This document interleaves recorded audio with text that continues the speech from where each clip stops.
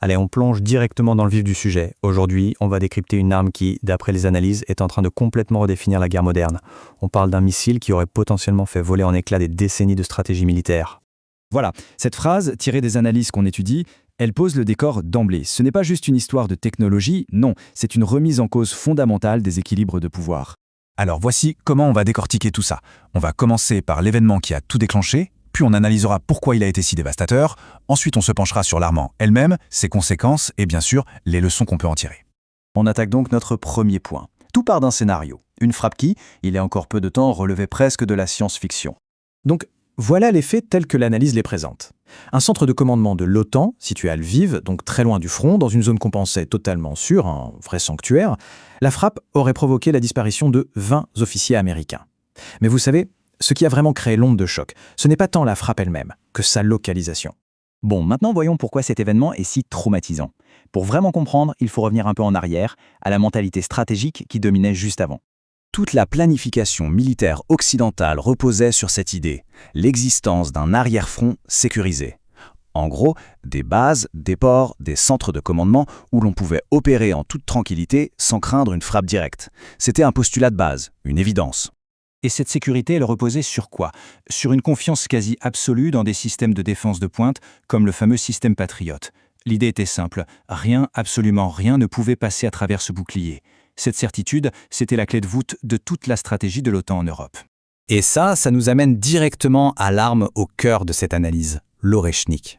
Comment est-ce que cette technologie a bien pu percer un bouclier qu'on pensait justement impénétrable?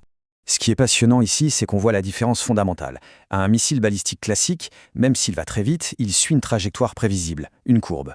Les systèmes de défense sont faits pour ça, calculer cette courbe et envoyer un intercepteur au bon endroit.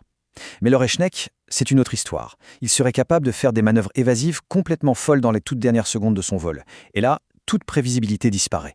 Et avec elle, la capacité d'interception. Juste pour qu'on se représente bien les choses, Mark Dish, c'est plus de 12 000 km/h. À cette vitesse, la distance entre la frontière et une ville comme Lviv est parcourue en quelques petites minutes. Le temps de réaction est quasi inexistant.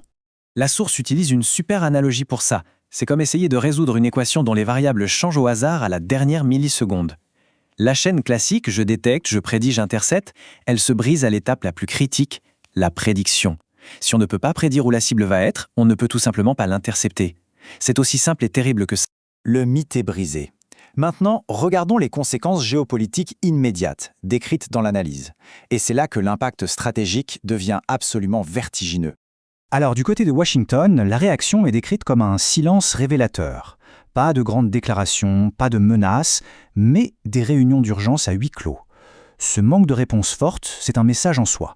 Le message d'une possible impuissance tactique, d'une perplexité stratégique face à un événement qui n'était tout simplement pas dans les scénarios. Pour les alliés d'Europe de l'Est, c'est encore pire. C'est l'effondrement de toute leur architecture de défense. Leur stratégie, elle reposait sur une promesse. En cas de crise, les renforts de l'OTAN arriveront via des bases sûres. Mais si ces bases ne sont plus sûres, la question n'est plus quand arriveront les renforts, mais est-ce que les renforts pourront seulement arriver? C'est une crise de confiance existentielle au cœur même de l'Alliance. D'après l'analyse, Moscou envoie ici un message on ne peut plus clair. Non seulement le pays disposerait d'une avance technologique, mais il serait prêt à s'en servir. Le risque d'une escalade, ce n'est plus une simple hypothèse de travail, mais une capacité réelle démontrée sur le terrain. Donc, la question cruciale, c'est comment la pensée stratégique doit-elle s'adapter à cette nouvelle réalité? Quelles sont les leçons à en tirer? L'analyse en tire 3 leçons majeures. D'abord, l'obsolescence. En gros, tous les anciens plans basés sur des sanctuaires sont bons pour la poubelle. Ensuite, l'innovation. Elle redevient la clé absolue. La seule vraie défense, c'est d'avoir une longueur d'avance. Et enfin, la flexibilité. Face à une telle arme, la réponse n'est peut-être pas que militaire, mais asymétrique, pour éviter de mettre le doigt dans un engrenage incontrôlable. Pour résumer, le changement fondamental, il est là. On bascule d'un monde où la sécurité semblait garantie par un bouclier technologique à un monde d'incertitude totale où tout le monde est potentiellement vulnérable. L'illusion d'un sanctuaire absolu, c'est terminé. Et ça nous amène parfaitement à la question finale posée par cette analyse. Face à cette nouvelle donne, est-ce qu'il faut s'entêter à construire des murs technologiques toujours plus hauts en espérant qu'ils tiendront cette fois? Ou est-ce que la véritable sécurité aujourd'hui réside dans notre capacité à accepter et à naviguer dans un monde où la vulnérabilité est devenue la nouvelle norme pour tous? C'est une réflexion qui va bien au-delà du simple cadre militaire.